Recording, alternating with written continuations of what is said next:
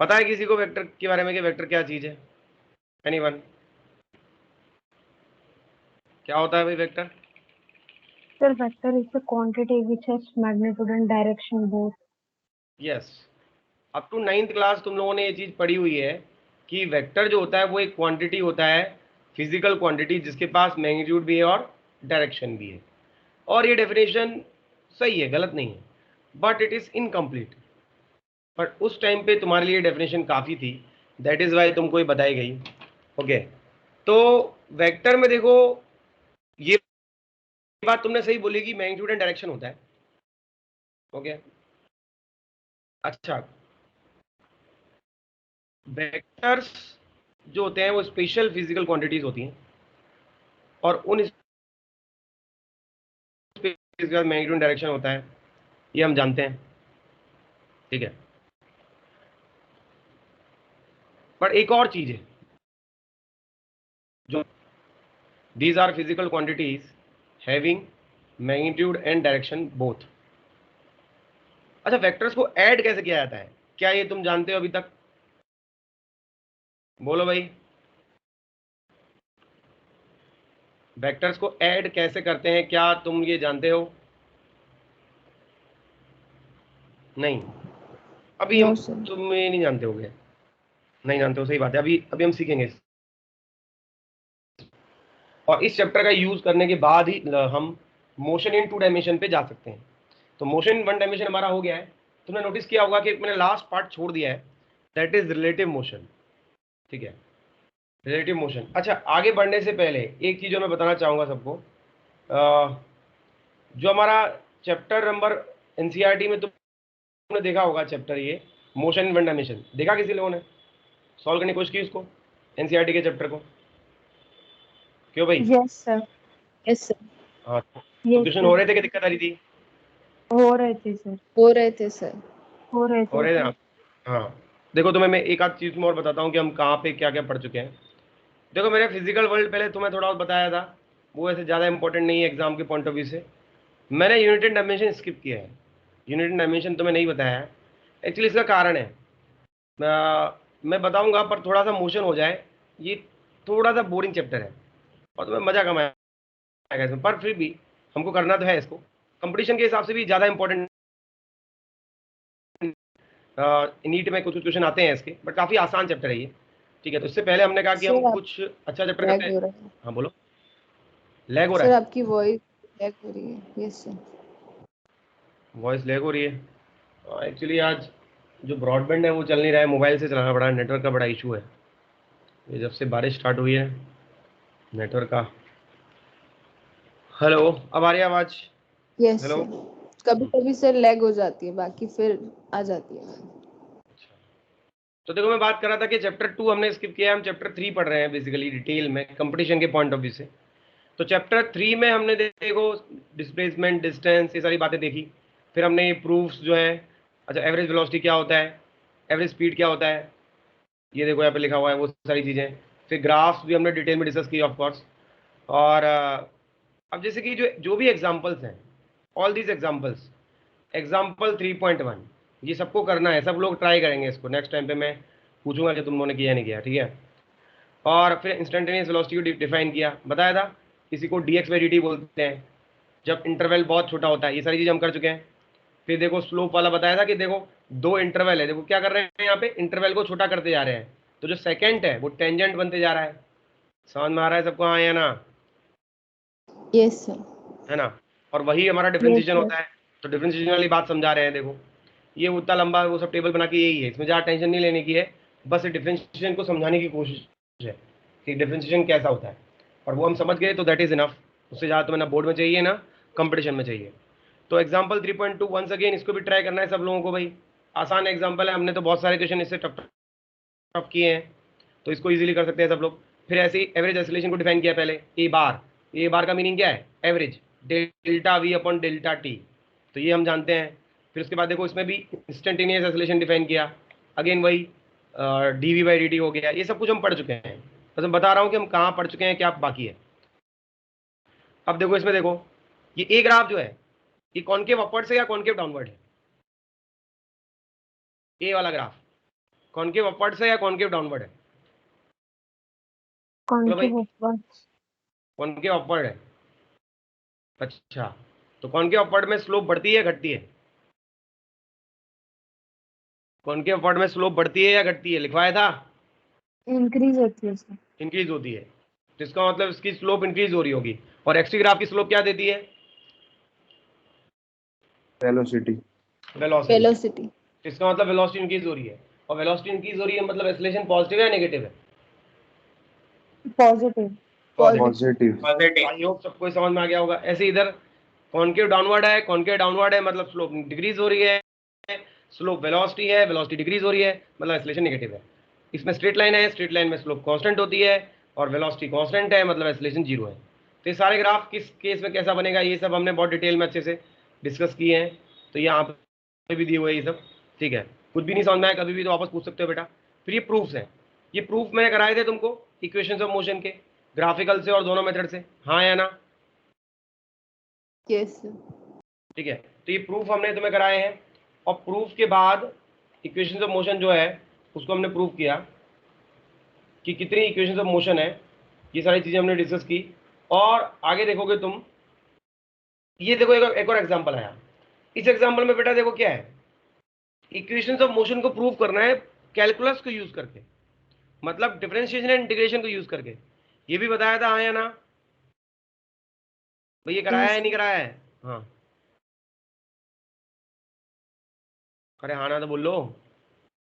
Sir हाँ, sir जैसे कि बोर्ड के एग्जाम में ऐसा मतलब ये डिराइव करने का पूछे तो हम कौन सी मेथड करें, वो ग्राफ वाली या फिर ये इंटीग्रेशन वाली? देखो 11th में जब पूछेंगे तो हमेशा तुम्हें बताएंगे कि कौन से मेथड से करना है। अगर नहीं बताएंगे तो तुम ऑब्वियसली कोई सी मेथड से कर सकते हो, बट आई वुड सजेस्ट, क्योंकि ग्राफ वाला मेथड तुम 9th में भी कर चुके हो, तो आई वुड सजेस्ट कि तुम जब भी पूछा जाए और ना बताया जाए तो इंटीग्रल कैलकुलस वाले मेथड से करो, ठीक है? Okay sir. हाँ सर। क्योंकि वो नया है, और वैसे तो अगर नहीं पूछा गया है तो तुम किसी से भी करोगे तो तुम्हारे नंबर नहीं काटे जा सकते हैं, तुम्हें नंबर दिए जाएंगे। बोला जाएगा या तो कैलकुलस से करो या अलजेब्रिक मेथड से करो, या फिर बोलेंगे ग्राफिकल मेथड से करो, तो ग्राफिकल मेथड तो वो है ही। तो ये वाला हो गया। तो ये सारे एग्जांपल्स देखो हम इस सारे क्वेश्चंस कर चुके हैं, सबको ये सारे एग्जांपल अच्छे से करने हैं और हर कोई कर सकता है, ठीक है। और दिक्कत आए तो मुझे बताना। देखो मैं इसकी बात कर रहा था, याद है कल एक जो क्वेश्चन आया था एग्जाम में, Galileo's law of odd numbers, ये बताया था क्या मैंने या नहीं बताया था? यस सर आपने बताया था ना? सर ऑड हाँ नंबर सर। में, हाँ डिस्टेंस जो होता है वो ऑड नंबर्स में जाता है, तो ये एग्जांपल भी करना है। फिर स्टॉपिंग डिस्टेंस, जब कार में ब्रेक लगती है तो स्टॉपिंग डिस्टेंस वाली बात, ये भी काफी इंपॉर्टेंट है। तो ये सारे एग्जांपल अच्छे से करने हैं।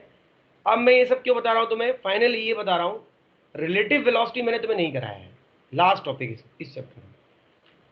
ये सारी चीजें मैं ये दिखाना चाह रहा था कि हम कहाँ पहुंच चुके हैं, क्योंकि बहुत बार बच्चों को ये नहीं पता चलता कि क्लास में चल क्या रहा है, टॉपिक ही समझ में नहीं आता। तो इसीलिए आई होप तुम्हें क्लियरिटी होगी इस बात की कि जेईई और नीट के पॉइंट ऑफ व्यू से मैंने तुम्हें अब तक क्या क्या कराया है। सबसे पहले मैंने स्टार्ट किया था मैथमेटिकल टूल्स, और बीच में मैंने एनसीईआरटी का चैप्टर नंबर 1 लिया था जिसका नाम था फिजिकल वर्ल्ड। उसकी इंपॉर्टेंस ज़्यादा नहीं है, जिन लोगों का छूट गया तो चिंता मत करना, बोर्ड में भी नहीं आता है ज़्यादा, तो उसको छोड़ दो अभी फिलहाल, जब टाइम मिलेगा तो कराएंगे, बट अभी रुक जाओ। मैथमेटिकल टूल्स का बैकअप मैंने हमेशा बैकअप में लिया भी है, वीडियो भी तुम्हें दिए हैं, जिसको नहीं समझ में आया वो जरूरी है। और उसके बाद हम सीधा मोशन पे आ गए थे, मोशन इन स्ट्रेट लाइन पे। और मोशन इन स्ट्रेट लाइन या मोशन इन वन डायमेंशन में वो होता है अपना चैप्टर नंबर 3 बेसिकली। और चैप्टर नंबर 3 का हम सब कुछ कर चुके हैं, बस एक लास्ट टॉपिक छोटा सा रिलेटिव वेलोसिटी, वो हमने नहीं किया है। और वो मैं जब हम मोशन इन टू डायमेंशन, क्योंकि वो ज़्यादा बेटर वहीं पे समझ में आएगा, तो फॉर द टाइमिंग हमको नहीं कर रहे हैं। तो आई होप सबको क्लियर हो गया होगा कि हम कहाँ तक पहुंच चुके हैं और किस डायरेक्शन में जा रहे हैं। तो अब हम अगला चैप्टर जो चैप्टर नंबर 4 है, जो मोशन इन ए प्लेन है या फिर मोशन इन 2 डायमेंशन है, उसको पढ़ने से पहले वेक्टर्स की जरूरत चाहिए। एनसीईआरटी में उन्होंने चैप्टर के बीच बीच में दिया हुआ है, हम पहले चैप्टर को स्टार्ट करने से पहले ही पढ़ लेंगे और उसके बाद वो चैप्टर स्टार्ट करेंगे। और जब ये मोशन इन प्लेन हो जाएगा फिर लास्ट में हम रिलेटिव मोशन पढ़ेंगे, उसमें 1D 2D एक साथ पढ़ेंगे। ये बात सबको समझ में आई कि हम क्या पढ़ रहे हैं, क्या हो गया है और क्या बाकी है? बोलो भाई। Yes yes sir. ठीक है, और ये बहुत जरूरी है क्लैरिटी, वरना हमको ये नहीं समझ में आता कि हम चल क्या रहा है, क्योंकि ये नहीं पता चलेगा तो हम फिर ऐसा लगेगा कि we are just going directionless. ऐसा नहीं है, वी है, हमारे पास एक मोटिव है, एक डायरेक्शन है, और वो होनी चाहिए हमेशा ज़िंदगी में। तो चलो स्टार्ट करते हैं। तो वंस अगेन मैं रिपीट कर रहा हूँ, मोशन इन ए प्लेन पढ़ने के लिए, मोशन इन 2 डायमेंशन पढ़ने के लिए हमको वेक्टर की ज़रूरत है, और हम ये वेक्टर वहाँ पे पढ़ रहे हैं। तो चलो स्टार्ट करते हैं। तो वेक्टर हम जानते हैं क्या होता है। अच्छा, आगे बढ़ने से पहले ये बताओ बेटा सब लोग मुझे, डायरेक्शन जो होती है, अगर हम 2D की बात कर रहे हैं फिलहाल, तो 2D में कितने टाइप की डायरेक्शंस पॉसिबल हैं? 1 2 3 4 5 6 7 8 9, कितनी कितनी डायरेक्शंस हो सकती? 2। अच्छा, सब लोगों का आंसर 2 ही है भाई। सब लोग सोच लो, मेरा क्वेश्चन एक बार और सुन लो। Yes sir. 2 डायमेंशनल प्लेन में, जैसे कि एक्स वाई प्लेन अपन ने लिया, तो how many directions are possible? तो 2-3 बच्चे आंसर 2 दे रहे हैं। सब लोगों का आंसर 2 ही है क्या? Yes sir. ओके, 2 बेटा इसका गलत आंसर है। इसका आंसर है infinite. Infinite directions are possible. Infinite directions are possible in a plane. तुम कहोगे सर ऐसा कैसे? दिखा देता हूं तुम्हें। तुमने अगर हिंदू मैथोलॉजी पढ़ी होगी तो वहां पे 12 दिशाओं की बात की जाती है, और मैप देखते हो तो उसमें 4 डायरेक्शन की बात करते हैं, और कहीं पे 8 दिशा बोलते हैं, मतलब नॉर्थ साउथ और बीच के भी बना दो भाई। बोलते हैं जैसे कि ये नॉर्थ है, ये साउथ है, ये वेस्ट है, ये ईस्ट है, तो बीच का नॉर्थ वेस्ट हो गया, फिर इधर ये नॉर्थ ईस्ट हो गया, ऐसे ही इधर, ऐसे करते करते 8 बोलते हैं। और हिंदू मैथोलॉजी में तुम्हें पता है 12 बोलते हैं। इनफाइनाइट पॉसिबल है, बट देखो ये सब भी तो डायरेक्शंस है। ये डायरेक्शंस नहीं है क्या? ये भी तो अलग अलग डायरेक्शंस है। हाँ या ना? बोलो भाई। Yes sir. तो यस सर। एक्चुअली तुम क्वेश्चन को से समझ नहीं पाए। मुझे पता था हर कोई ये 2 ही सोचता है, इसलिए मैं जानबूझ के क्वेश्चन हमेशा पूछता हूँ। समझना ध्यान से, इनफाइनाइट डायरेक्शंस आर पॉसिबल। तो अब अगर इनफाइनाइट पॉसिबल है तो फिर हम कैसे स्टडी करेंगे भाई? अब एक बात बताओ, मान लो मैं एक क्लास को पढ़ा रहा होता और उस क्लास में इनफाइनाइट बच्चे होते, और मेरा टारगेट होता कि भाई मुझे उन बच्चों का नाम याद रखना है, तो क्या मैं कर सकता हूँ क्या? Is it possible for me? बोलो भाई। No sir. नहीं कर सकता। No yes sir. सर। तो ऐसे केसेस में हम क्या करें? तो हमने थोड़ा दिमाग लगाया, हमने कहा एक काम करते हैं कि कुछ स्टैंडर्ड याद रख लेते हैं और उसके रेस्पेक्ट में बाकी सबको डिफाइन कर देंगे। तो ऐसा ही हम यहाँ पे करने वाले हैं। तुमने सही बोला कि 2 डायरेक्शन, पर 2 डायरेक्शन पॉसिबल नहीं है। पॉसिबल तो इनफाइनाइट है, 2 स्टैंडर्ड डायरेक्शन है। तो 2 स्टैंडर्ड डायरेक्शन हमने इसमें डिफाइन की। कौन कौन सी? एक्स और वाई। तो अगर प्लेन की बात कर रहे हो तो 2 स्टैंडर्ड डायरेक्शन क्या है? एक तो एक्स और एक वाई। बट अगर ये तो 2D की बात है, 2D मतलब 2 डायमेंशन। बट अगर 3D की बात की जाए तो कितनी डायमेंशन डिफाइन की है हमने? सॉरी, कितनी यूनिट्स, सॉरी क्या बोल रहा हूँ मैं, कितनी डायरेक्शंस डिफाइन की है स्टैंडर्ड 3D में? बताओ। 3 स्टैंडर्ड। 3। अब तुमको कि सर ये क्या है स्टैंडर्ड आप बोल रहे हो? हमको तो लगता था कि ये 3 ही है। असल में स्टैंडर्ड क्या है मैं अभी बताता हूँ। जैसे कि एक काम करते हैं, डायरेक्शन को नाम देना हमारे हाथ में था या फिर भगवान ने नाम दे के दिया है कि भाई ये डायरेक्शन का नाम है? बताओ भाई, कि कोई और आके देके गया है नाम ये है? ये किसके हाथ में था डायरेक्शन को नाम देना? बोलो। जो हमारे ही हाथ में। हमारे हाथ में था, बिल्कुल हमारे हाथ में था। जिसकी नोटिस करो भाई, तुमने सुना होगा कि भाई इस रोड का नाम ये रख दिया, उस रोड का नाम ये रख दिया। तो ये रोड का नाम क्यों रखा जाता है? कि थोड़ा आइडिया लग जाए कि लैंडमार्क की तरह हो जाते हैं ये चीज। तो ऐसे ही जो स्टैंडर्ड कुछ कुछ नाम रख दिए जाते हैं। अब रोड का नाम रख दिया तो इसका मतलब ये नहीं कि हर गली का नाम रखा जाएगा।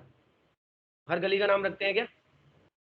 बोलो भाई, क्या हर गली का नाम रखा जाता है? नहीं। नहीं। No sir. क्यों? ऐसे तो फिर इन्फिनिट टाइम नाम हो जाएंगे, तो it will defeat the purpose. Purpose क्या है? कि कुछ स्टैंडर्ड नाम याद रखे जाए, लैंडमार्क बन जाए, उससे हमारा काम हो जाए। तो it is like that only, कि whenever we know that we are having infinite possible directions. Now to define all those directions, what we should have some standard, and those standard जो directions है होती हैं 3D में, वो जब 3D में दिखते हैं चीजों को तो 3 होती हैं, और 2D में दिखते हैं तो 2 होती हैं। ठीक है, अब इसका क्या फायदा है जरा देखते हैं। देखो, मान लो कोई तुम्हें बोले कि एक ऐसा वेक्टर बनाओ, एक ऐसा वेक्टर बनाओ, ये x है और ये y है। एक ऐसा वेक्टर बनाओ जिसकी लंबाई तो 5 और वो एंगल बना रहा हो यहाँ से 37 डिग्री। ठीक है, अब देखो हम कैसे इसको मजेदार तरीके से करेंगे। अच्छा, आगे बढ़ने से पहले मैं थोड़ा सा तुमको, बेटा ये लिखना मत अभी, सिर्फ समझो सारी चीजें, मैं बताऊंगा कैसे क्या लिखना है। यूनिट वेक्टर के बारे में हम थोड़ा सा देख लेते हैं। यूनिट वेक्टर क्या चीज होती है? It is a vector, it is a vector having unit magnitude, मतलब 1 मैग्नीट्यूड जिसका है। ठीक है, इसको डायरेक्शन वेक्टर भी बोलते हैं, वो भी एक ही बात है। इसका क्या फायदा है? इसका फायदा देखते हैं। तो जैसे कि मान लेते हैं कि कोई भी एक डायरेक्शन है। अच्छा, एक बात बताओ, मुझे एक डायरेक्शन का नाम देना है। तुम्हारी इच्छा है किसी डायरेक्शन का नाम देना है, बताओ क्या नाम दूं? ठीक, मैं एक डायरेक्शन इसका नाम देना चाहता हूँ, बताओ क्या नाम दूं इसका, जो तुमको अच्छा लगे नाम बता दो, जल्दी बोलो। North east. अरे बोरिंग इंसान, मैप है ये तो क्या है, कोई अच्छा नाम बताओ, मजा है। नॉर्थ ईस्ट तो स्टैंडर्ड नाम जो है मैप में होता ही है, वो नहीं, कोई और नाम बताओ। बताओ भाई क्या नाम दे? सिजलर्स। सिजलर्स, चलो ठीक है, सिजलर्स नाम दे देते। ठीक है भाई, हमने कहा कि एक डायरेक्शन है, इसकी ये सिजलर्स है। ठीक है, और ये डायरेक्शन है ना, ये 37 डिग्री बनाती है यहाँ से, हमने ऐसा बोला। तो मैंने क्या बताया कि डायरेक्शन जो वेक्टर होता है ना, उसकी लंबाई कितनी होती है? 1 होती है। अब देखो इसको, इसका फायदा क्या है, इसको डिफाइन करने का फायदा क्या है? फायदा समझेंगे बेटा ध्यान से। सिजलर्स हमने नाम दे दिया इसको, और बोला कि इसका फायदा ये होगा बेटा कि इस डायरेक्शन में कोई भी वेक्टर आ जाए। जैसे इसकी लंबाई कितनी है? इसकी लेंथ है 1। अच्छा, आगे बढ़ने से पहले छोटी मोटी नोमेनक्लेचर तो पता ही है सबको कि जो ये वेक्टर अगर होता है तो इसको अपन क्या बोलते हैं? हेड। और जो ये पीछे वाला है इसको क्या बोलते हैं? टेल। और जो लेंथ होती है, लेंथ रिप्रेजेंट्स मैग्नीट्यूड। ये तो जानते हैं ना सब लोग कि हाँ या ना? बोलो भाई, यस सर। है ना? Yes sir. सिंपल चीज यस सर। है ना? तो अब मैं बोल रहा था कि भैया ये सिजलर्स अगर एक मैंने यूनिट वेक्टर बोला है तो उसकी लंबाई कितनी होगी? 1। और मैंने बोला कि ऐसा वेक्टर जो कि अपना ये एक्स एक्सिस से 37 डिग्री एंगल बनाएगा और उसकी लंबाई 1 होगी, मेरे को नामकरण करना था, मैंने उसका नाम रख दिया सिजलर्स। ठीक है भाई, बढ़िया बात है। अब बताओ इसकी हेल्प से क्या क्या कर सकते हैं हम, देखना। कोई बोले कि मुझे ऐसा वेक्टर चाहिए जो जिसकी लंबाई 4 हो। कितनी लंबाई हो उसकी? लेंथ 4 हो, और वापस वही बात कि वो भी 37 डिग्री एंगल यहां से बनाता हो। इस वेक्टर का मैं नामकरण क्या कर दूंगा? क्योंकि मैं इसका नामकरण कर चुका हूं तो ऑब्वियस ही बात है, इसका नाम क्या हो जाएगा? इसका नाम हो जाएगा 4 सिजलर्स। क्या नाम हो जाएगा इसका? 4 सिजलर्स। क्यों भाई, ऐसा क्यों? क्योंकि तुम देख सकते हो कि वो ओरिजिनल जो स्टैंडर्ड वेक्टर जो मैंने डिफाइन किया था उसके कितने टाइम्स है वो? बोलो भाई। 4 4 टाइम्स। 4 टाइम्स है। और देखो, हमारी इच्छा हुई कि नहीं सर, मुझे एक ऐसा वेक्टर चाहिए जो कि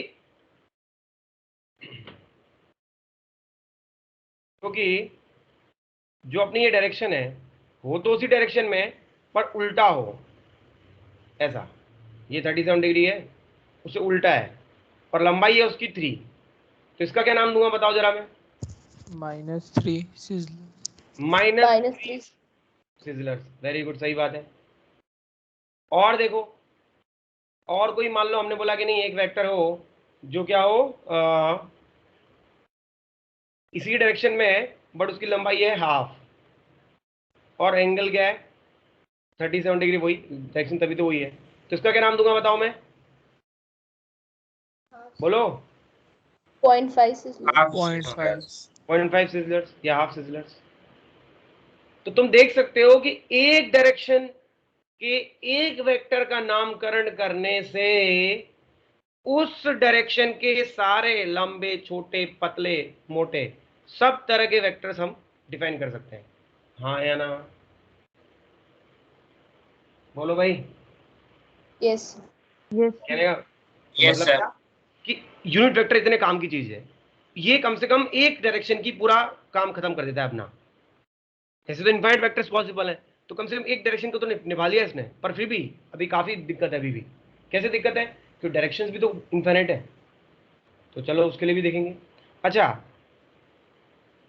ये बताओ, तो अब उसके लिए हमने क्या करा, क्या किया उसके लिए, 3 स्टैंडर्ड डायरेक्शन डिफाइन करी, और 3 स्टैंडर्ड डायरेक्शन जो डिफाइन करी तो हर डायरेक्शन में एक स्टैंडर्ड डिफाइन किया। और देखो क्योंकि वो यूनिट वेक्टर था, देखो सिंपल वेक्टर जो होता है उसका सिंबल तुम जानते हो ऐसे लिखते हैं, ये ए है वेक्टर, हाँ या ना, बोलो भाई। Yes sir. तो यूनिट वेक्टर की खासियत क्या है, यूनिट वेक्टर की खासियत ये है कि हमेशा उसके ऊपर जनरली हम क्या करते हैं, जनरली जरूरी नहीं कंपलसरी नहीं है, बट अगर ये है तो पक्की बात है वो यूनिट वेक्टर है। तो यूनिट वेक्टर के ऊपर हम क्या लगाते हैं, कैप लगा देते हैं। जैसे कि अगर एक्स डायरेक्शन का यूनिट वेक्टर हो, वो हमने डिफाइन क्या किया हुआ है, भैया एक्स वाई जेड तो चल रहा गया था पहले ही नाम, हमने कहा शॉर्ट एंड स्वीट और अच्छा नाम क्या रखें, तो हमने रख दिया आई, क्या नाम रखा आई। और ये पहचान के लिए देखो ये क्यों लगाया है, ये एक पहचान है, ये इसको बाकी स्केलर से अलग बनाती है कि that it is a special quantity, and what is special about it, it is a vector quantity, that is why it is having the arrow over his head, हाँ या ना, यस सर। ठीक है। Yes but this is special among specials, ये special में भी special है, कौन, यूनिट वेक्टर। वेक्टर्स में भी ये स्पेशल वेक्टर है, तो इसको एक अलग नाम देना पड़ेगा। जैसे नेता लोगों को टोपी बनाते हैं ऐसे इसको टोपी बना दी, कैप क्या बोलते हैं इसको, आई कैप, क्या बोला जाता है इसको, आई कैप। आया समझ में, अरे हाँ ना बोलो, शर्म नहीं आ रही है, बोलते नहीं है, yes sir yes sir. Yes sir. Yes बोलते रहा करो भाई। फिर देखो कहता है क्या होगा अगर तुम कम बोलोगे ना, तो फिर मैं ना मतलब बहुत सी चीज़ें स्किप हो जाएगी फिर, इसका कारण है क्योंकि जितना डिटेल में जितना एंटरटेनिंग में हम पढ़ सकते हैं वो it all depends on the class. हमेशा ध्यान रखना कोई भी एक टीचर हर क्लास में सेम नहीं पढ़ाता, कोई भी जेन्युइन टीचर कभी भी हर क्लास में से सेम नहीं पढ़ाता, वो डिपेंड करता है कि बच्चे कितना ग्रेस्प कर रहे हैं, क्योंकि ये जस्टिस नहीं है। अगर हम हर क्लास में सेम पढ़ाएंगे ना तो it will not be justice, depending on the students, हमेशा चीज़ें बदलती हैं। ऐसा नहीं है कि फिर कि भाई किसी को कम किसी को ज़्यादा पढ़ाते हैं, सारी चीज़ें सबको बताई जाती हैं, सारे फॉर्मूले सारे कंसेप्ट सबको बताए जाते हैं, बट वो कितना अच्छे तरीके से या कितना डीप में जाएंगे डिपेंड करता है बच्चों पे। तो इसलिए तुमने सुना होगा कभी कभी टीचर बोलते हैं कि ये मुझे बहुत अच्छा लग रहा है, क्लास बहुत अच्छी है, तो उसका मतलब ये है कि क्लास में अच्छा इंटरेक्शन हो रहा है। तो always we should try for that, तभी एक अच्छे वे में टीचिंग हो सकती है और सबसे ज़्यादा फायदा तुमको हो सकता है। तो इसीलिए हमेशा ध्यान रखो जो मैं बोल रहा हूँ। खैर आगे बढ़ते हैं। तो मैं क्या बात कर रहा था कि एक्स डायरेक्शन में मैंने एक नाम दिया उसका आई देना था, और कैप क्यों दे दिया, क्योंकि यूनिट वेक्टर है। सेम वे में मैंने बोल दिया यूनिट वेक्टर इन वाई डायरेक्शन, इसका क्या नाम दिया, गैस कर सकते हो क्या नाम देंगे, बताओ। ठीक है जी। जे कैप, जी। भाई आई के बाद जे आता है, एक्स के बाद वाई आता है तो आई के बाद जे आता है, और कैप तो है ही। सेम वे में यूनिट वेक्टर इन जेड डायरेक्शन क्या नाम दिया, ठीक है ठीक है, ठीक है। ठीक है। सही है। तो ये बात तो हो गई है ना। तो अब एक काम करो फटाफट से लिख लो, फिर मैं बताता हूँ कि इसका फायदा क्या है। ये वाला डायग्राम अभी यहाँ मत बनाओ, इसका फायदा यूनिट वेक्टर के बाद। अब ये वाला पेज लिख लो जल्दी से और फिर वो वाला पेज लिख लो फास्ट। सर हाँ बोलो बेटा। सर ये कैप वाला एक बार फिर से समझाना। कैप वाला फिर समझा दूँ बेटा, होता क्या है कि जैसे कि जो चीज़ें स्पेशल होती हैं तो उसके लिए स्पेशल कुछ करते हैं ना। जैसे तुमने देखा होगा बुक्स में बहुत जगह स्पेशल चीज़ों पे स्टार लगा देते हैं, बहुत जगह क्या कर देते हैं स्पेशल चीज़ों पे स्टार लगा देते हैं या हैश टैग लगा देते हैं, कुछ भी सिंबल करते हैं। तो ऐसे ही ये हुई बात है कि ये भी यूनिट वेक्टर एक वेक्टर ही है, पर इस वेक्टर का जैसे कि मैंने सिजलर्स नाम दिया था, भाई नाम में अपने इच्छा से हम कुछ भी दे सकते थे, तो हमने कहा यार एक बात बताओ, जितने कम नाम देंगे उतनी अच्छी बात है। सबसे पहली चीज तो ये, हाँ या ना? Yes sir. क्योंकि याद करने में थोड़ा आसानी रहेगी। और तो यही स्टैंडर्ड क्यों लिए इसका तो मैं भी बताऊंगा एक्सप्लेनेशन बाद में, पर मैंने ये बोल दिया अभी कि इनको स्टैंडर्ड लिया गया, किनको लिया गया स्टैंडर्ड? एक्स, वाई और जेड को। तो मैंने बोला कि एक्स डायरेक्शन में जो जो हमारा यूनिट वेक्टर होगा उसका नामकरण करना था, तो हमारे दिमाग में आया कि छोटा सा शॉर्ट एंड स्वीट नाम क्या रखें, तो हमने कहा कि भाई आई रख देते हैं। और कैप ये दिखा रहा है कि कैप ये दिखा रहा है कि ये वेक्टर्स में भी स्पेशल है। भाई जैसे कि ये वेक्टर मैंने लिखा, इसका मैग्नीट्यूड 1 हो भी सकता है और नहीं भी हो सकता है, बट अगर ये बना दिया तो कैप का मीनिंग ये डायरेक्शन वेक्टर है, और डायरेक्शन वेक्टर में कंपलसरी मैग्नीट्यूड 1 होना ही चाहिए। हाँ या ना? सर सिर्फ अपवर्ड डायरेक्शन में कैप आता है? अपवर्ड मतलब तुम क्या कहना चाह रहे हो, ये ऐसा कहना चाह रहे हो? हाँ हाँ सर। ना भाई ये कैप थोड़ी है, ये तो पता नहीं क्या बन गया भाई, ये सब तो देखो नहीं सिंबल्स सर, ये है। आई के ऊपर आपने जो एरो मारा ना। हाँ हाँ, आई के ऊपर एरो नहीं मारा है, ये तो कैप है, ये कैप है। हाँ बोलो क्या कहना चाह रहे हो, बोलो। सर मतलब कैप से होता क्या है? अरे यार ये बताओ, ये एरो क्या होता है, तुम मुझे बताओ, चलो मैं तुमसे पूछ रहा हूँ, व्हाट इज दिस एरो? क्या होता है एरो? तुम्हारा नाम क्या है, नाम क्या है बेटा तुम्हारा? नाम? रतीश। रतीश। ये रतीश क्या होता है? ये नाम है, it is all about name. भाई जो हमको अच्छा लगा है नाम रख दिया हमने।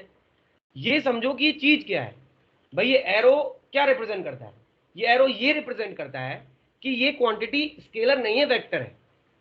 तुम ये बोलोगे सर ये कैप क्या रिप्रेजेंट करता है? ये कैप ये रिप्रेजेंट करता है कि वेक्टर्स में भी ये स्पेशल है। कैसे स्पेशल है? वेक्टर्स जो होते हैं उनका मैग्नीट्यूड 1 भी हो सकता है और नहीं भी हो सकता है, बट इसका मैग्नीट्यूड कंपल्सरीली 1 ही होगा। तो कैप की स्पेशलिटी समझ में आई, हाँ या ना? बोलो भाई। Yes sir. राकेश? Yes, हाँ, sir. बस ये ना, अब तुमको सर कैप ही क्यों दिया? बेटा ये तो नाम तो कुछ भी दे सकते हैं ना अपन। भाई नाम तो अपनी इच्छा है ना देने की, कि कुछ एक अलग दिखाना था। जैसे कभी कभी किसी बुक में स्टार यूज करते हैं, किसी बुक में हैश यूज करते हैं, किसी बुक में ये सिंबल यूज करते हैं, तो अलग अलग बुक्स का अलग अलग वो है। तो ऐसे ही नामकरण तो अपनी इच्छा है ना। हाँ ये समझो कि उसकी इंपॉर्टेंस क्या है, इंपॉर्टेंस मैंने तुम्हें बता दी। एरो की इंपॉर्टेंस ये है कि ये वेक्टर है पहली बात तो, और मैग्नीट्यूड मे बी और मे नॉट बी 1। अगर ये वेक्टर लिखा है तो उसका मैग्नीट्यूड 1 हो भी सकता है, नहीं भी हो सकता है, बट आई कैप अगर लिखा है तो मैग्नीट्यूड मस्ट बी 1, क्योंकि वो यूनिट वेक्टर है। हाँ या ना? बोलो भाई। Yes sir. Yes, sir. फटाफट से लिख लो जल्दी से, फिर आगे बढ़ते हैं। भाई बहुत मजा आएगा वेक्टर्स में।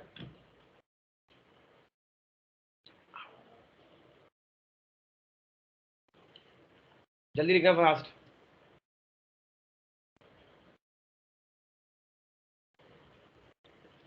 पार्टिसिपेंट्स कितने टोटल को देख के बताना मुझे। Sir, 30. 30 30। आज भी 4 बच्चे। 30 4 क्या 5 एब्सेंट हो गए ना, क्योंकि एक तो मैं खुद भी होगा ना। नहीं सर, टोटल 31 है, उसमें से 30।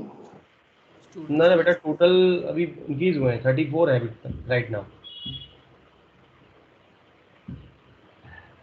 जहाँ तक मुझे बताया। बाकी चलो कंफर्म करूंगा मैं भी एक बार।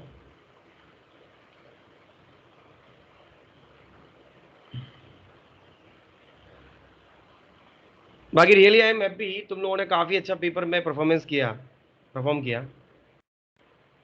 बस वही है कि जो शुरू में जोश रहता है उसको बनाए रखना बहुत ज़रूरी है, और यही कारण था कि मैंने न्यूटन डायमेंशन से स्टार्ट नहीं किया। न्यूटन डायमेंशन काफ़ी मतलब इंपॉर्टेंट चैप्टर तो है, बट मतलब फैक्ट्स जैसी चीज़ें बहुत ज़्यादा है उसमें, तो लॉजिक्स कम जहाँ हो जाते हैं तो थोड़ा मज़ा कम आता है। जहाँ लॉजिक होते हैं नए नए तो इंटरेस्टिंग बनती है साइंस, तो उसको ही पढ़ेंगे, बट एक बार इमोशन पूरा हो जाए फिर पढ़ लेंगे उसको। तो इसीलिए मैंने वेक्टर मैथमेटिकल टूल्स के साथ नहीं पढ़ाया था, क्योंकि वेक्टर वैसे इंटरेस्टिंग है पर इसमें भी काफ़ी सारी मैथ्स है, तो फिर अगर मैथ्स के साथ ही इसको पढ़ाता ना तो बहुत बोरिंग हो जाता। फिर मैं स्टार्ट करता मोशन वन डायमेंशन, ठीक है। बट जैसे अगर ऑफलाइन क्लास स्टार्ट हो रही होती तो फिर मैं साथ में पढ़ा देता, और ऑनलाइन में ऑलरेडी ही चैलेंज रहता है, तुम लोग आलसी रहते हो, बोलते कम हो, फिर ये बोरिंग टॉपिक हो जाता है तो फिर बिल्कुल पढ़ते ही नहीं तुम लोग। इसलिए लिख लिया भाई सबने? Yes sir. Yes, sir. Yes. Okay, फिर ये लिख लो फटाफट से। ये हेड टेल जो भी पूरे पेपर पे लिखा है, एक एक चीज लिखना। हीरो मत बनना कि सर ये सिजलर तो आपने टाइम पास के लिए किया था, इसको नहीं लिखेंगे। सब कुछ लिखना है चुपचाप। ये सबकी इंपॉर्टेंस बताऊंगा अभी मैं, सबकी क्या इंपॉर्टेंस है, एक एक चीज की इंपॉर्टेंस है। एक भी चीज छोड़ना मत। होशियार नहीं बनेगा कोई भी। बहुत से लोग जो जहाँ अच्छे नंबर लाते हैं ना, वो होशियार बनते हैं कि ये तो मुझे आता है, ये लिखने की जरूरत नहीं है। ऐसे लोगों की मैं जब कॉपी चेक करूंगा ना बाद में और नहीं लिखा मेरा ना, फिर देख लेना, चाहे तुम्हारे कितने अच्छे नंबर आए हों, नोट्स क्लास में जो लिखे हैं वो पूरे के पूरे होने चाहिए। सुन रहे हैं ना सब लोग? हाँ या ना? Yes, sir. Yes. हाँ यस सर। चलो ठीक है। लॉ ऑफ मोशन तक आप कॉन्स्टेंटली ये 3 चैप्टर साथ में ही कराओगे, उसके बाद कोई चैप्टर लोगे आप? ना ना ना, लॉ ये मोशन इन जो अपना प्लेन हो जाएगा ना बेटा, क्योंकि देखो एक मैंने क्या बनाया टारगेट कि एक इंटरेस्टिंग फिर एक थोड़ा बोरिंग। तो अभी ये वेक्टर थोड़ा सा भी तुम्हें बोरिंग लगेगा, है ना, हो सकता है इंटरेस्टिंग लग जाए, बट इसे मैथ्स है इसमें अगेन, इसलिए। और इसके बाद अपना मोशन प्लेन हो जाएगा, और मोशन प्लेन के बाद थोड़ा अपन रेस्ट लेंगे। रेस्ट मतलब unit and unit and dimension करेंगे फिर हम, और फिर आएंगे वापस लॉज ऑफ मोशन पे। लॉज ऑफ मोशन में तुम्हें काफ़ी मजा आएगा, बहुत इंटरेस्टिंग चैप्टर है, बहुत आसान और बहुत प्यारा। तुम्हें अपने 9th के पुराने दिन याद आ जाएंगे। हाँ हाँ, शांति। बट उसमें भी काफ़ी डिटेल में चीज़ें हैं, पर मतलब जब तक हम कंपटीशन वाली चीज़ नहीं छेड़ेंगे ना, तब तक उसमें काफ़ी आसान चीज़ें हैं, और वो काफ़ी इंटरेस्टिंग Okay, चैप्टर है। मोशन है वो पूरा, मतलब वो जैसे ब्लॉक मूव कर रहे हैं, कार मूव कर रही है, क्या फोर्स लग रहा है, और कार टर्न ले रही है, मतलब जो रियल लाइफ से तुम कोरिलेट करोगे उसको, तो इंटरेस्टिंग बन जाता है वो। क्यों, कोई दिक्कत है सीक्वेंस में? क्यों भाई? Yes, sir. Actually sequence matter नहीं करता, वो चीज़ सही से आनी चाहिए, इसीलिए। ठीक है, बाकी जहाँ जो जरूरत होगी वो तो चीज़ पहले पढ़ाई दी जाती है। तो जैसे कि मुझे पता है बोरिंग है, फिर भी मैंने मोशन से पहले इंटीग्रेशन डिफरेंशिएशन पढ़ाया है ना, क्योंकि नहीं पढ़ा था तो फिर वो मोशन पढ़ा था कैसे। और जैसे मुझे पता है कि मोशन इन प्लेन पढ़ाने वाले हैं, तो उससे पहले ही वेक्टर पढ़ाना जरूरी है, कंपलसरी है, तो पढ़ा ही रहे। अब यूनिट डायमेंशन को स्किप कर सकते हैं तो स्किप कर दिया। बाकी टेंशन मतलब, कोई भी चीज़ छोड़ेंगे नहीं, करेंगे सारी चीज़ें, आगे पीछे हो सकती है। तो सीक्वेंस का थोड़ा माइंड में ध्यान रखना, तो कंफ्यूजन हो सकता है तुम्हें, तो अपने नोट्स में कहीं लिख लेना कि पहले ये किया फिर ये किया।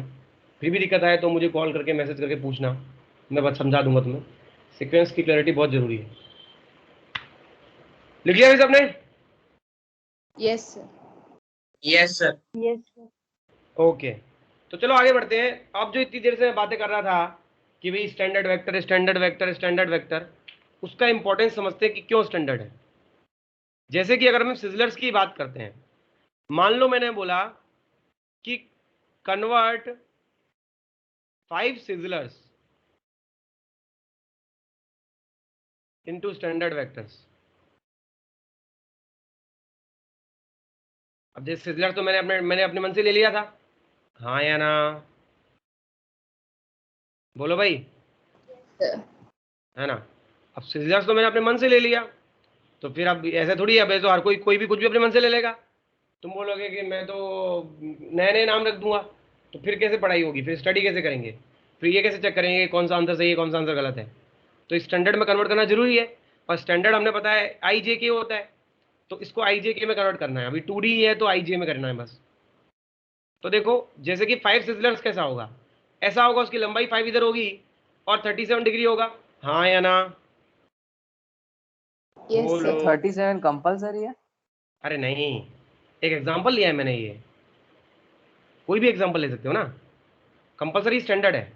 मैं ये कहना चाह रहा हूँ, अगर मैंने एग्जांपल क्या लिया, मैं ये तुम्हें देखो, मैं साबित क्या करना चाहता हूँ, मैं ये साबित करना चाहता हूँ कि दुनिया में कोई भी वेक्टर हो, अगर तुम ये 3 वेक्टर जानते हो, आई कैप, जे कैप और के कैप, तो बाकी सारे वेक्टर को इन 3 के टर्म्स में लिख सकते हो। ये मेरा टारगेट है तुम्हें समझाना। और ये मैं एग्जांपल लेके कि मैंने एक ऐसा वेक्टर अजीब सा ले लिया एक, और उस वेक्टर को बाकी स्टैंडर्ड वेक्टर में कन्वर्ट करके दिखा रहा हूं। तो तुम्हें समझ में आ जाएगा कि ये स्टैंडर्ड वेक्टर स्टैंडर्ड क्यों है और क्यों हमने इनको डिफाइन किया और क्यों इनका नामकरण किया और हर वेक्टर का नामकरण हमने क्यों नहीं किया।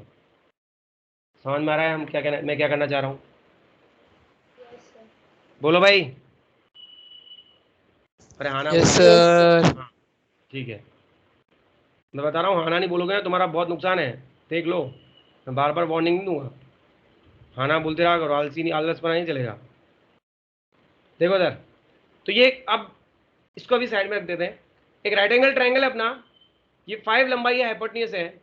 तो आई होप तुम्हें मैंने बताया था पहले कि ऐसे केस में ये 3 होता है, ये 4 होता है, जानते हैं ना सब लोग? हाँ या ना? Yes sir. यस। ये तो ज्योमेट्री से आया, ये कोई प्रूफ नहीं है, ये तो मतलब ऐसा होता है बस, ठीक है। तो ठीक है भाई, अब मैंने कहा क्या किया कि एक ट्रायंगल बना लेते हैं पहले, वो ट्रायंगल ऐसा बन रहा है। अब तुम बताओ, तुम्हें मान लो ओ से लेके यहां तक जाना है, ए तक, ठीक है, यस, हाँ, ए तक जाना है मान लो। तो तुम ये बोल सकते हो कि जो ओ ए वेक्टर है उसी को तुमने नाम दिया है 5 सिजलर्स, सही बात है, यस और no? Yes sir. Yes sir. तो हमने कहा कि एक काम करते हैं कि ओ ए को हमको स्टैंडर्ड में कन्वर्ट करना है, तो ओ से पहले इसको मान लो मैं नाम देता हूँ बी, तो ओ से पहले चलाता हूँ बी और फिर बी से चला जाता हूँ ए, तो एक ही बात है, एक बात है या नहीं? मैं अपने टारगेट पे पहुंच गया नहीं पहुंच गया? Yes sir. बताओ बेटा। Yes sir. मतलब मैं यहाँ से एक और चीज बताना चाह रहा हूँ कि ओ ए जो होगा बेसिकली वो ओ बी वेक्टर और बी ए वेक्टर का सम होगा। इसका प्रूफ अभी देंगे ट्रायंगल लॉ में, बट अभी फिलहाल लॉजिकली समझ सकते हो तुम ये बात कि ओ से ए जाना है अपने को, ये इनिशियल है, ये फाइनल है, तो सीधा जाऊं या घूम के जाऊं एक ही बात है, पहुंच तो गया फाइनल टारगेट पे, यस और no? Yes sir. Yes sir. ठीक है, तो अब बस खत्म क्वेश्चन, आई होप तुम समझ गए होगे। तो ओ ए बराबर 5 सिजर्स को मैं क्या ले सकता हूँ, इस ओबी की लंबाई कितनी है कोई बता सकता है? ओबी की लंबाई कितनी है? 3। 3 है। बी ए की लंबाई कितनी है? 4। 4। 4। बस खत्म। तो ओबी वेक्टर कितना हो जाएगा? ओबी वेक्टर को क्या 7। लिख दूंगा? 3। अच्छा 3। 3 सर। 3 शर्म नहीं आ रही, शर्म नहीं आ रही है, शर्म नहीं आ रही है, वेक्टर है ये। ओबी वेक्टर क्या हो जाएगा? इस वेक्टर में यूनिट वेक्टर होता है आई कैप, तो ओबी वेक्टर क्या हो जाएगा? 3i cap. 3। 3 आई 3 कैप, आई कैप। 3 आई 3 कैप। आई कैप होगा। ऐसे ही बी ए वेक्टर क्या हो जाएगा? 4 आई कैप। 4 आई कैप, 4 जे 4j कैप, cap. अक्षर क्या कर रहे हो, कैप। 4 जे कैप। तो ओ ए वेक्टर फाइनली क्या आ गया? 3 आई कैप प्लस 4 जे कैप, हाँ या ना? यस बोलो भाई। सर। Yes sir. तो मेरा टारगेट क्या था, तुम्हें ये साबित करना था कि अगर तुम आई कैप और जे कैप जानते हो, स्टार नहीं लगाया, जहाँ स्टार नहीं लगाया वो याद नहीं करना होता है, जहाँ स्टार लगाया वो याद करना होता है, बस इंपॉर्टेंट है इसलिए बस बता दिया, बॉक्स बना दिया। हाँ, तो ओ ए वेक्टर को 3 आई कैप जब 4 जे कैप लिख के मैंने ये प्रूव कर दिया एक तरह से, डायरेक्टली इनडायरेक्टली समझा दिया ये बात तुमको कि दुनिया में कोई भी वेक्टर हो उस वेक्टर को हम आई कैप और जे कैप के टर्म्स में, अगर 2 डायमेंशन का है तो लिख सकते हैं, और 3 डायमेंशन का है तो आई कैप जे कैप और के कैप के टर्म्स में लिख सकते हैं। ये बात सबको समझ में आ गई या नहीं आई? Yes sir. लिख लो फटाफट, यस सर। फटाफट से लिख लो। तो ये जो मेरा बेस था, अब तुम बार बार आई कैप जे कैप के कैप, आई कैप जे कैप के कैप, आई कैप सर? जे कैप के कैप देखते जाओगे, एक मिनट को देखते जाओगे, तो उसका कारण क्या है, क्योंकि इतने इंपॉर्टेंट है, इनकी इंपॉर्टेंस मैंने समझा दी है। हाँ बोलो, बोलो सर बेटा। ये 4 ऑटोमेटिकली आया? बेटा ये 4 ऐसा आया, मुझे पता है कि इस ट्रायंगल की लंबाई में होती है ना जो उसको परपेंडिकुलर ही होता है, ये मैं जानता हूँ, इस वाली इंफॉर्मेशन का वेक्टर से कोई लेना देना नहीं है, ये हम जानते हैं, ठीक है। अब फिर भी तुम्हें यकीन नहीं है अगर, तो मैं ये बता देता हूँ कैसे निकाला मैंने 4, देख लो, मैं थोड़ा डिफिकल्टी बनाना चाहता था इसलिए। जैसे कि 37 डिग्री है, ये एक्स है मान लो, ये वाई है, तो तुम क्या लिख सकते हो, Y upon 5 is equal to what, sine 37, तो वाई यहाँ से कितना आ गया, 5 इंटू साइन 37, और 5 साइन 37 कितना होता है, वो होता है 3/5, 3 सॉरी, टोटल 3। अरे मैंने गड़बड़ कर दी बेटा, ये वाली लंबाई जो है ना, ये 3 होगी, 4 होगी, रुको रुको, लिख तो नहीं लिया तुम लोगों ने? लिख लिया तो सही करना उसको। ये छोटे के आगे छोटा और बड़े के आगे बड़ा बताया था, याद है? OB4 ये 3, भाई 4 IK + 3J के पाएगा। यस भाई, क्लियर है सबको? Yes sir. ठीक है, तो ये कितना आ गया? 3 आ गया। तो ये इसका असली कारण है कि ऐसा क्यों आया। ऐसे ही एक्स वाले में तुम कर सकते हो कि तुम क्या लिख दोगे कि x/5 = what? cos 37 degree. x कितना आ जाएगा? 5 × cos 37 डिग्री, और cos 37 कितना होता है? 4/5। 4/5। काट के तो ये आ जाएगा 4। आया बेटा, समझ में आया ना? Yes sir. ये 4 है और ये 3 है। लिख लो जल्दी से। सर ये साइन कॉस की वैल्यू आपने लिखवाई थी वैसे? मैंने ये नहीं लिखवाया था, पर मैंने ट्रायंगल बनवाया होगा तुम्हें, याद करो। ये ट्रायंगल नहीं बनवाया क्या मैंने तुमको? मुझे भी थोड़ा याद नहीं आ रहा ये बात। ये ट्रायंगल बनवाया था नहीं बनवाया था ये वाला? हेलो, ट्रायंगल बनवाया था ये पहले कभी ये वाला? शायद नहीं था। नहीं बनवाया। नहीं बनवा। जहाँ पे ट्रिग्नोमेट्री है ना, वहाँ पे मैं एक चीज़ भूल गया हूँ। फिर वहाँ पे एक जगह लेके ये 2 ट्रायंगल बना लेना, नोट्स खोल के अपने। ये 2 ट्रायंगल बहुत काम आएंगे। जैसे 30, 60 ये सब तो तुम जानते हो। ये ट्रायंगल ऐसे होते हैं, देखो ये लंबाई होती है 4, ये होती है 3 और ये होती है 5। ये ट्रिपलेट्स हैं पाइथागोरियन, ये तो तुम जानते ही हो। और इन ट्रिपलेट्स के साथ एक और अच्छी चीज़ है कि इनका एंगल हमको पता है। जो छोटा है उसके सामने छोटा एंगल 37, जो बड़ा है उसके सामने बड़ा एंगल 53। देख ही सकते हो, ये भी 53 होगा और ये कितना होगा? 37 होगा। तो यहाँ से तुम साइन 37 और फिर सारे सारे मतलब 37 निकाल सकते हो, सारे 53 निकाल सकते हो। तो 2 ट्रायंगल है ना, एक बना लेना। मैंने बाकी से बताया था, हो सकता है मैं भूल गया होगा। ठीक है, क्लियर है भाई सबको? Yes yes. ठीक है, चलो फटाफट से लिख लो जल्दी से।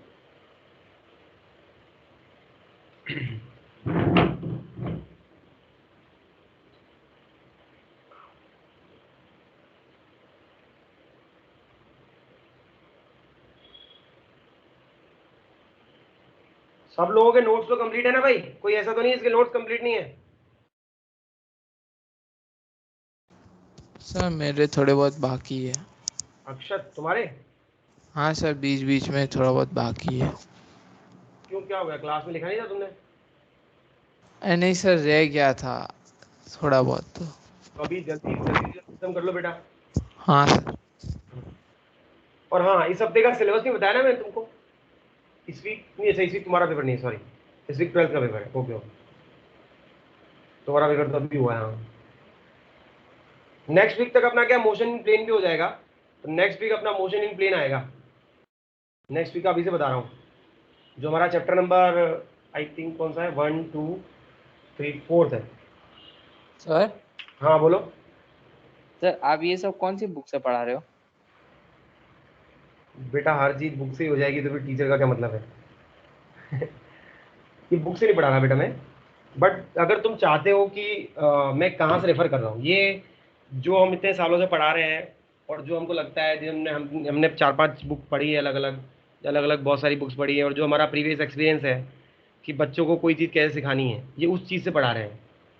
तो ये चीज़ डिट्टो तुम्हें कहीं नहीं मिलेगी, क्योंकि ये ओरिजिनल है। हर टीचर की अपनी ओरिजिनल होती है। ये मेरी ओरिजिनल है। हर टीचर का पढ़ाने का तरीका अलग होता है।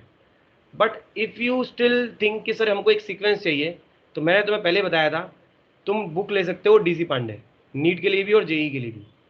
डीसी पांडे की अरिहंत वाली सर? अरिहंत वाली, एग्जैक्टली। अरिहंत की डीसी पांडे की बुक आती है। नीट के लिए आती है नीट वॉल्यूम 1, नीट वॉल्यूम 2, और जेई के लिए आती है 5 बुक्स। तो उसमें से जो तुम पहली बुक देखोगे मैकेनिक्स 1, ये मैकेनिक्स 1 में से चल रहा है। अगर तुम वो बुक लेके देखोगे ना, तो मैं मतलब तुम्हें बहुत सारा कंटेंट का सीक्वेंस मिलेगा। ठीक है, डिट्टो तो नहीं मिलेगा ऑफ कोर्स, जैसा मैंने बोला ओरिजिनल है अपना। ठीक है, बट तुम्हें एक आइडिया लग जाएगा। जैसे एनसीईआरटी तो बहुत कम है, हम तो बहुत ज़्यादा पढ़ते हैं, तो ज़्यादा कहाँ है सारा, तो वो तुम्हें अगर देखना है तो तुम वो बुक रेफर कर सकते हो। लिंक जिसको चाहिए हो, मैंने बताया था तुम्हें, मैं मेरे को पर्सनली मैसेज करोगे, मैं दे दूंगा। ठीक है, सर हाँ बोलो। सर एचसी वर्मा लेनी चाहिए एज ए रेफरेंस? अभी नहीं, नहीं बिल्कुल नहीं। एक्चुअली एस सी वर्मा ऐसी बुक है, उसको तुम्हें पढ़ के मजा आएगा, थ्योरी पढ़ के। अगर तुम चाहोगे तो मैं उसकी थ्योरी की पीडीएफ भेज दूंगा तुमको, उससे थ्योरी पढ़ लेना। उसकी थ्योरी बहुत ही जोरदार है, बहुत ही मजेदार। फिजिक्स की फीलिंग लेनी है ना अगर, कि भाई कैसे कैसे क्या Yes. है तो उसमें बहुत मजा आएगा तुम्हें। बट उसके जो क्वेश्चंस हैं आज के ज़माने में पुराने हो चुके हैं, ऑब्सोलेट हो चुके हैं। आज के ज़माने के हिसाब से उसके क्वेश्चंस तुम्हें बोरिंग लगेंगे, तुम कर नहीं पाओगे। पुराने ज़माने के हिसाब से वो अच्छे थे, आज के ज़माने के हिसाब से आज के क्वेश्चंस करने चाहिए। इसीलिए बोल रहा हूँ कि क्वेश्चंस के हिसाब से तुम फॉलो करने के हिसाब से डीसी पांडे लो। और पढ़ने के लिए तुम्हें चाहिए तो मुझे बोलना, मैसेज करना, मैं ऐसे ग्रुप में नहीं डालूंगा। कोई बच्चा जो मुझे जो मांगेगा मैं उसी को दूंगा बस, ठीक है। Okay. ऐसी होगा कि तुम मुझे बुक मांगोगे मैं दे दूंगा, उसकी तुम थ्योरी पढ़ सकते हो, तुम्हें मजा आएगा, बहुत सी चीज़ें फीलिंग आएगी, तो वो सब कर सकते हो, अच्छा है बहुत। बट बुक रेफर करनी है अगर, जैसे कि तुमने बोला सर आप कौन सी बुक से पढ़ा रहे हो, तो डीसी पांडे तुम ले सकते हो। तो मैं उस बुक से नहीं पढ़ा रहा हूँ, बट तुम्हें सीक्वेंस वैसा मिल जाएगा, तो तुम्हें एक आइडिया मिलेगा और प्रैक्टिस करने के लिए चीज़ें भी मिल जाएंगी, बहुत कुछ मिल जाएगा। लिख लिया भाई सबने? Yes, sir. ओके, तो चलो मूविंग ऑन। तो मैंने ये बात बता दी कि वेक्टर में ऐसा होता है। अब आते हैं इस चीज़ पे कि देखो कुछ कुछ डेफिनेशन वाली चीज़ मैं स्किप कर रहा हूँ, जैसे कि एक होता है को इनिशियल वेक्टर। को इनिशियल वेक्टर क्या होता है भाई? जैसे कि अच्छा, को वर्ड आगे लग जाता है मतलब कॉमन, जैसे कि को education, common education for girls and boys. Cooperation, कि दोनों मिलजुल के कॉमन एक प्लेटफॉर्म पे ऑपरेट करें। कोऑपरेटिव सोसाइटी, ठीक है। ऐसे बहुत सारे वर्ड हैं। कोऑर्डिनेशन, तो ऐसे जितने भी वर्ड्स हैं जो को वर्ड है ना, वो बेसिकली कॉमन के कारण आया है। तो यहाँ भी वही है कि अगर ऐसे वेक्टर जो एक ही पॉइंट से स्टार्ट होते हैं, स्टार्ट कहाँ से होते हैं? एक ही पॉइंट से स्टार्ट होते हैं अगर, तो ऐसे वेक्टर्स को क्या बोलते हैं? हम को इनिशियल वेक्टर बोलते हैं। समझ में आया या नहीं आया? बोलो भाई। Yes, sir. ठीक है, तो को इनिशियल का मतलब क्या है? Vectors originating from same point, originating from same point, ये को इनिशियल होता है, ठीक है। अब आगे बढ़े अगर, यस, हाँ, तो सेम पॉइंट से जब वो चीज़ें आगे निकलती हैं तो वो को इनिशियल बोलते हैं। और आगे देखो, जैसे कि vector multiplied by scalar is vector. ये कुछ कुछ चीज़ें मैं बता रहा हूँ पॉइंट बना के, ठीक है। Multiplied by scalar is vector again. कैसे देखे? देखो, जैसे मान लो 3 i कैप है, ये वेक्टर है। अब तुमने क्या बोला कि तुमने बोला कि 5a चाहिए मुझे, तो 5a क्या आएगा? वो भी एक वेक्टर आएगा, बस उसका मैग्नीट्यूड क्या हो जाएगा? चेंज हो जाएगा, 15 हो जाएगा। तो this is also a vector. तुमने बोला कि बी वेक्टर है, मान लो कितना? 3j कैप है। अब तुमने क्या करा? -5 बी चाहिए मुझे, तो वो क्या आएगा? वो भी एक वेक्टर ही आएगा। -5 एक स्केलर क्वांटिटी है ना, वो भी एक वेक्टर आएगा, और वेक्टर की वैल्यू कितनी आएगी? -15 j कैप। हाँ या ना? Yes sir. ठीक है। और देखो आगे, ये वाली बात होगी, हाँ ठीक है। यूनिट वेक्टर तो मैं समझा ही चुका हूँ, यूनिट वेक्टर क्या होता है, ठीक है। और एंगल कैसे नापा जाता है वेक्टर्स के बीच में, ये एक मज़ेदार बात है। एंगल बिटवीन वेक्टर्स, इसको कैसे नापते हैं? सब लोग जरा मुझे सोच के बताना। एक वेक्टर अगर ए ये है और एक वेक्टर बी ये है, इन दोनों में अगर ये जो एंगल है ये दिया हुआ है, ये 120 है, अगर ये एंगल 120 दिया है, मतलब तो मैं बोल रहा हूँ थीटा अगर angle between A and B है तो व्हाट इज थीटा? बताओ, थीटा कितना है फिर?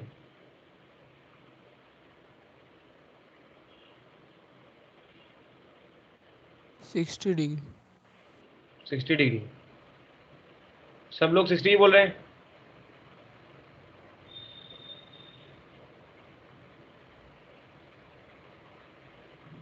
बताओ भाई, पहले केस में कितना थीटा है? 60. सर 60 डिग्री आएगा पक्का। 60 डिग्री आएगा। और दूसरे केस में सबका निकाल लो, थीटा कितना है बताओ सबका। सर पहले दूसरे में 60, थर्ड में 120, ठीक है, और सर लास्ट में सर वो नीचे किस साइड जाता है तो सर लास्ट में 120। डिग्री। अच्छा, तो 1 2 3 4, चलो पहला, दूसरा, तीसरा और चौथा, 4 केस बनाए मैंने यहाँ पे। पहले केस में बच्चे बोल रहे हैं 60। कोई और आंसर दे रहा है क्या पहले केस में? Anyone else? सब लोग 60 ही बोल रहे हैं? चलो भाई बढ़िया है, 60 बोल रहे हैं। दूसरे में क्या बोल रहे हैं भाई सब लोग? 60 सर। 60 बोल रहे हैं, ठीक है। तीसरे में 120। 120। चौथे में 120। 120। ये जो मैंने आंसर यहाँ लिखे हैं इसके अलावा कोई डिफर करता है? इससे सर differ ये करता है? 120 कैसे आया लास्ट 2 में? मैंने आंसर नहीं बताया, ये मुझे आंसर्स मिले हैं, अभी बताऊंगा। तुम बताओ, तुमको क्या लगता है क्या होना चाहिए? बताओ। देखो अपने दिमाग की हमेशा इंट्यूटिवनेस और जो इंक्वायरी करने की जो कैपेबिलिटी है ये हमेशा रहनी चाहिए। अगर ये नहीं, ये खत्म कर दोगे ना तो पढ़ना बेकार है, फिर पढ़ाई छोड़ दो। सर फर्स्ट में 240 डिग्री नहीं आएगा? फर्स्ट में 240 डिग्री बोल रही हो तुम, 2 आंसर आगे। और भाई इसके अलावा चलो और एक सर हिंट, थर्ड में भी 40 होगा। एक सेकंड एक हिंट दे देता हूँ। Angle between vectors it is always measured Yes, sir. From tail to tail. It is always measured from tail to tail. कहाँ से कहाँ नापते हैं? टेल टू टेल नापते हैं। टेल बताया था मैंने क्या होता है, दोनों की पूंछ से नापेंगे, दोनों वेक्टर की पूंछ से एंगल नापा जाता है। कोई आंसर चेंज करना चाहता हो तो कर सकता है चेंज। अब तक मेरे पास पहले के 2 ऑप्शन आए हैं, 60 टू 240। सेकंड का क्या है भाई? 60 ही है। 60। अच्छा, और इसके अलावा बाकी लोग?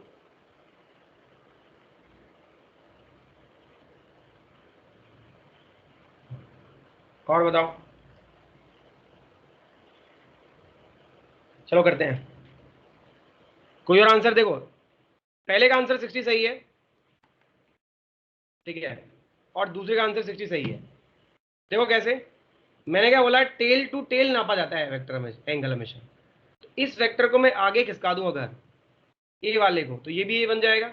तो ये इसकी टेल है और ये इसकी टेल है, और दोनों के बीच में एंगल कितना आ गया? 60 आ गया। तो 60 इज करेक्ट आंसर। और यहाँ तो दिख ही रहा है डायरेक्ट, दोनों की टेल एक जगह यहाँ पे है और 60 यहाँ पे क्या है भैया? टेल सर अलग 60 अलग है। आएगा। हाँ, इसको उठा के ऐसा रख दो, और ये वेक्टर सेम ही है। वेक्टर सेम रहता है अगर तुम उसकी रोटेट नहीं करते हो तो, क्योंकि वेक्टर की लंबाई नहीं बदलनी है और रोटेट नहीं करना है, तो उसको उठा के यहाँ रख दिया तो ये सेम ही है। तो अगेन ये एंगल कितना आ गया? 120। तो इसका आंसर क्या है? 120। सर ये नीचे कैसे आया? ये नीचे से आया क्या? बता रहा हूँ। जैसे कि एक वेक्टर ए वेक्टर ऐसा है, तो इसको उठा के यहाँ भी रख दोगे ना अगर, तो भी ये भी ए वेक्टर है, बस लंबाई दोनों की सेम रखो और घुमाओ मत। अब ए वेक्टर मान लो बी वेक्टर ऐसा है, तो उसको उठा के तुम ऐसे भी रख सकते हो। बस एक तो एंगल में नहीं बदलो उसका, मतलब उसको घुमाओ मत। एंगल नहीं बदलोगे तो डायरेक्शन नहीं बदलोगे, और लंबाई चेंज नहीं करोगे तो मैग्नीट्यूड नहीं बदलोगे। तो वेक्टर के पास 2 ही चीज़ होती है, मैग्नीट्यूड और एंगल, और डायरेक्शन सॉरी। तो दोनों अगर तुम नहीं बदल रहे हो तो कोई फर्क नहीं पड़ता। तो अब देखो, क्योंकि तुम बताओ यहाँ पे टेल से टेल मिल रहे हैं क्या? यहाँ तो हेड से हेड मिल रहे हैं, तो मैं एंगल कैसे पता करूँ? तो मैंने इसको उठा के यहाँ रख दिया, बी को उठा के इधर। देखो मैंने इसको पैरेलली शिफ्ट किया है, मतलब इसकी लंबाई चेंज नहीं करी है और इसका एंगल भी चेंज, मतलब इसको घुमाया भी नहीं है, ऐसे पकड़ के उठा के इधर रख दिया बस। तो टेल टू टेल मिल गई, और टेल टू टेल मिल गई तो ज्योमेट्रिकली देखा तो 120 आया। 120 इज करेक्ट। हाँ या ना? Yes sir. Yes yes sir. समझ में आया सबको कैसा किया मैंने ये बात? Yes sir. ठीक है। Yes sir. इसमें देख लो भाई, इसमें ये क्या है? ये एक वेक्टर है, इधर वापस भी किसी को उठाना पड़ेगा। मान लो ऊपर वाले को उठा लेते हैं, तो ऊपर वाले को उठा के इधर रख दूं बी, तो क्या आ जाएगा? ये आ जाएगा एंगल, दिस इज अगेन 120। फटाफट से लिख लो, कोई डाउट है तो पूछो। तो ये वेक्टर को लेकर कुछ 2-3 चीज़ें थी, मैंने यहाँ पे लिख दी हैं सारी कि कैसे हमको वेक्टर से डील करना है। अब हम मज़ेदार चीज़ पढ़ेंगे, एडिशन ऑफ वेक्टर्स, जिसके लिए मैं इतनी देर से वेट कर रहा हूँ। कब आएगा एडिशन? तो तुम्हें इंट्रोडक्शन वेक्टर का, वेक्टर क्या चीज़ होती है, फिर वेक्टर में 2 चीज़ें होती है, एक मैग्नीट्यूड होता है, डायरेक्शन होती है, ये समझा दिया है ना। और यूनिट वेक्टर क्या होता है या डायरेक्शन वेक्टर क्या होता है ये बता दिया। 3 स्टैंडर्ड डायरेक्शन वेक्टर क्यों डिफाइन किए हैं, उनकी क्या इंपॉर्टेंस है ये बता दिया। फिर कुछ प्रॉपर्टीज वेक्टर्स की, कैसे कैसे वेक्टर से डील करते हैं अपन, एंगल कैसे निकालते हैं ये बता दिया। अब हम आएंगे इस चीज पे कि इनको ऐड कैसे किया जाता है, how do we add vectors, और उसके बाद हम जाएंगे कि how do we multiply vector, और उसके बाद क्या होगा, मल्टीप्लाई के बाद क्या होगा, डिवीजन। डिवीजन नहीं होता है इसका, डिवीजन। डिवीजन नहीं होता है। ऐसा लगता है डिवीजन होगा, मुझे भी काफ़ी इच्छा थी जब नया सीख रहे थे कि डिवीजन होगा, पर डिवीजन नहीं होता है। डिवीजन हमने डिफाइन ही नहीं किया है, आज तक जरूरत नहीं पड़ी।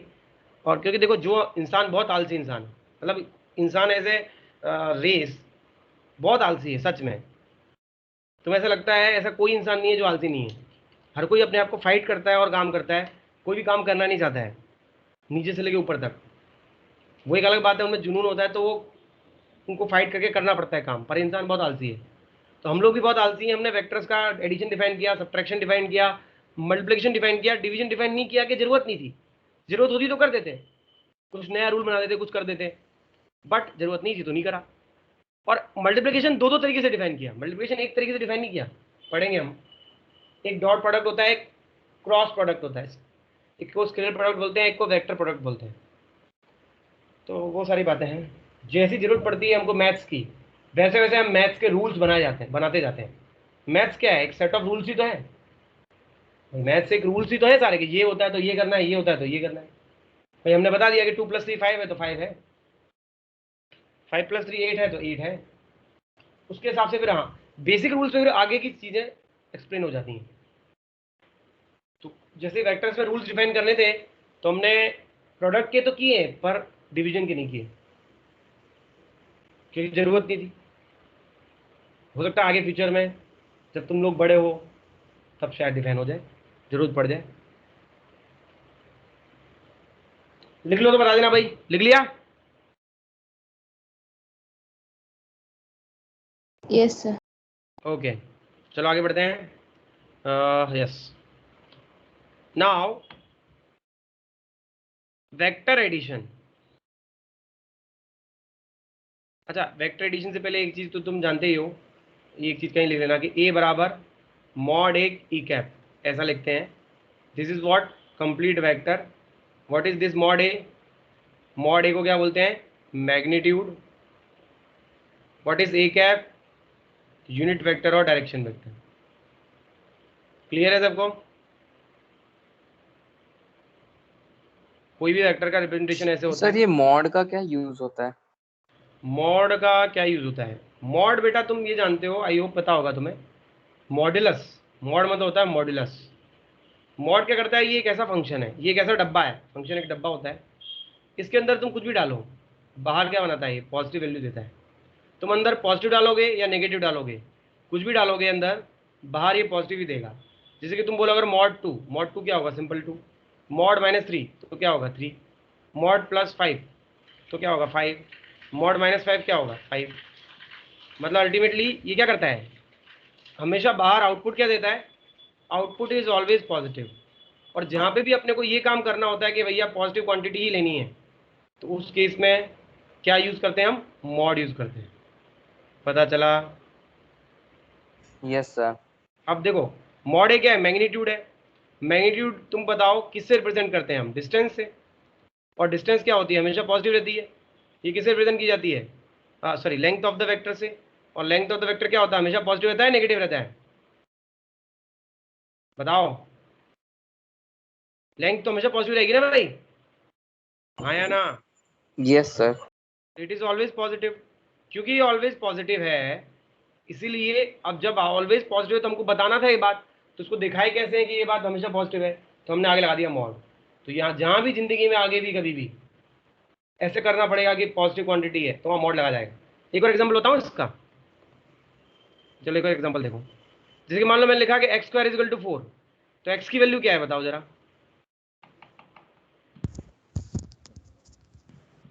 x की वैल्यू क्या है? 2 प्लस प्लस 2 नहीं है, +-2 है। क्या वैल्यू है x की? +-2। +-2। और सुनना, अब तुमको सर इसमें मॉड कहाँ लगा, रुको बताता हूँ। इसका उल्टा देखना, x = √4, तो x का आंसर क्या है?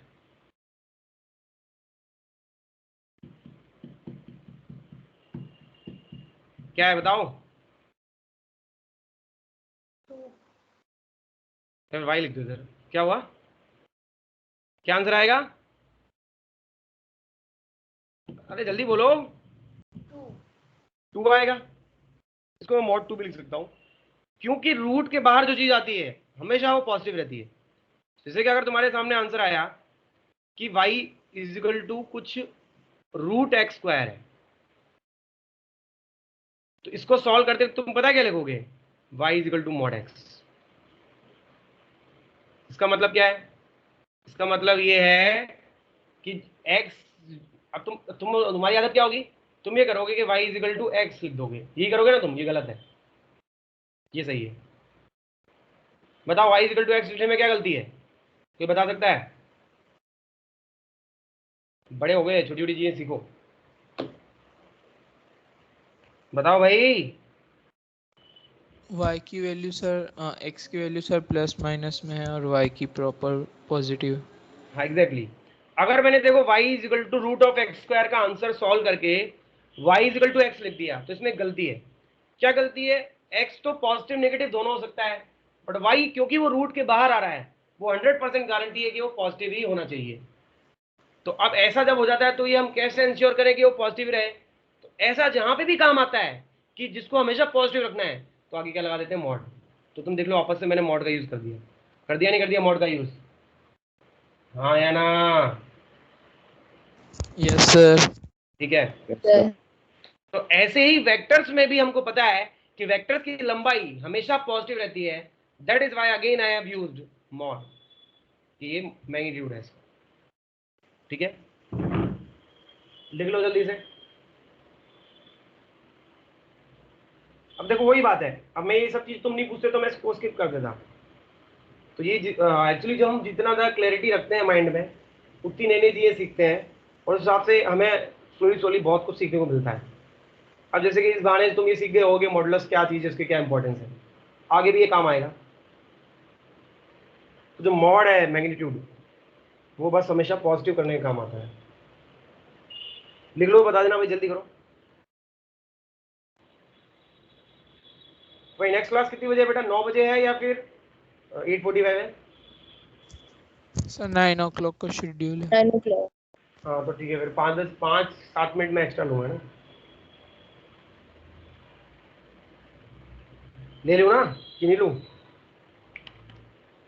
क्यों भाई, थक गए? No, sir. Yes sir. तो थक गए में हाँ बोल रहे हो या ले लूँ उसमें हाँ बोल रहे हो? सर रहने दो ना आज। रहने दो। यही होता है, वेक्टर यही हाल करता है सबका। अब सोचो मैं मैथमेटिकल टूल्स के बाद अगर वेक्टर पढ़ाता था, तुम्हारा क्या हाल होता? तुम तो फिजिक्स छोड़ ही देते। चलो खैर, हाँ तो 8:45 ही छोड़ देंगे बस। खुश रहो तुम भी, हाँ अपनी जिंदगी जियो। Okay sir. हाँ भाई, लिख लिया सबने? Yes sir. चलो ठीक है, आगे बढ़ते हैं। सब लोगों ने लिख लिया भाई? एक बार और पूछ रहा हूँ, बाकी लोग छोड़ना मत कोई भी Yes, चीज, हर sir. चीज। Yes sir. चलो बढ़िया, वेरी गुड। तो मैं वेक्टर एडिशन की बात कर रहा था, तो आज मैं खतरनाक वाला फॉर्मूला नहीं बताऊंगा जो मैं बताने वाला था, पर आज हम सिंपल सिंपल पढ़ लेते हैं। एक बात बताओ, जैसे कि अगर एक वेक्टर ऐसा है 2i कैप और एक वेक्टर ऐसा है 3i कैप, ये a है और ये b है, तो तुमसे अगर पूछे कि a प्लस b कितना आएगा, बताओ, तुम बता सकते हो क्या? 5i 5i cap. बहुत सिंपल सी बात है, 5i कैप आ जाएगा। ऐसे तुम्हें बोले कि अगर a वेक्टर दिया हुआ है 5j कैप और b वेक्टर दिया हुआ है 2j कैप, तुम्हें बोले कि a माइनस b बताओ, तो क्या आएगा? 3j कैप 3j का 3j. सिंपल है, 3j कैप। फिर तुम्हें बोले हैं कि a वेक्टर दिया हुआ है 3i cap plus 4j cap plus 5k cap, b vector दिया है 1i cap plus 2j cap plus 3k cap, तो a प्लस b बताओ क्या आएगा? 4i cap plus 6j 4i cap cap plus plus 8k। 6j plus 8k cap. बहुत आसान है, I hope किसी को दिक्कत नहीं होगी इसमें, हाँ या ना? Yes sir. है ना? यस। क्योंकि Yes, बहुत sir. आसान है कि देखो जो एक एक लाइन में सीधा है उसको सीधा उसे जोड़ या घटा सकते हैं, इसमें कोई डाउट नहीं है। बट जो टेढ़ा होगा तो क्या होगा वो हम बाद में देखेंगे। बट फिलहाल मैं ये बताना चाह रहा हूँ कि अगर ऐसे सीधा सीधा है तो जो आई का आई से, जे का जे से, के का के से आराम से ट्रीटमेंट किया जा सकता है। तो ऐसे एक और देख लो लास्ट, और लिख लो उसको, आज के लिए इतना रखेंगे। 5 आई कैप माइनस 2 जे कैप प्लस 3 के कैप है, और बी मेरा है -1 आई कैप प्लस 2 जे कैप प्लस 2 के कैप। तो तुम्हें ए माइनस बी निकालना है। ये आज का लास्ट क्वेश्चन है। With this I rest my case. हाँ, J cap plus 1 K cap. Okay. कोई एक बच्चा बताओ, अक्षर बताओ, चलो तुम बताओ अक्षर। Yes sir.